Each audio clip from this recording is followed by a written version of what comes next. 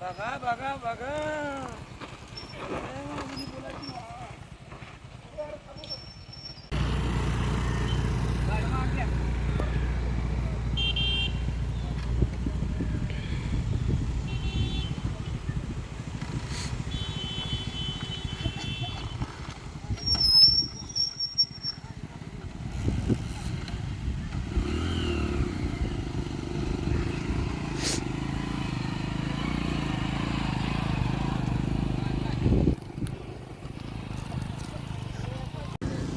माझं नाव यासिर पठाण. शेजारी माझं घर आहे. हां. पुलाची अवस्था इतकी बेकार आहे.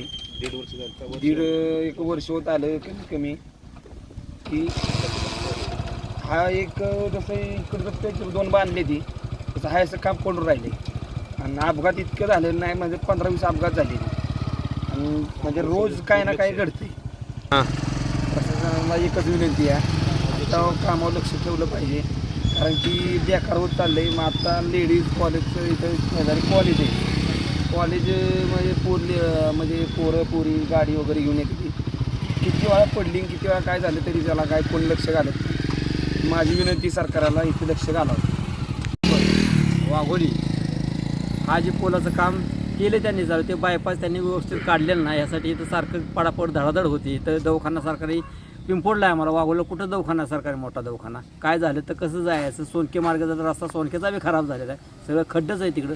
सरकार अजिबात काय लक्ष देत नाही. कॉन्ट्रॅक्ट जण घेते ते बी काम काय पूर्ण व्यवस्थित करा. त्यासाठी काय केलं पाहिजे माणसांनी. काम झाले वर्ष झालं सुरू होऊन कॉन्ट्रॅक्ट असतो पण त्याने काम केलं पाहिजे ना. काम तर चालू ठेवायला पाहिजे. गैरसोर माणसाची व्हायला कोण आहे कॉन्ट्रॅक्टर? कोण आहे कॉन्ट्रॅक्ट असेल बावधनचा कोणतरी हां. काय घ्या एखादा. त्याचं नाव काय आहे? तर आम्हाला काय माहिती नाव. कामं काय झाली पाहिजे ती किती दिवस झाला तर या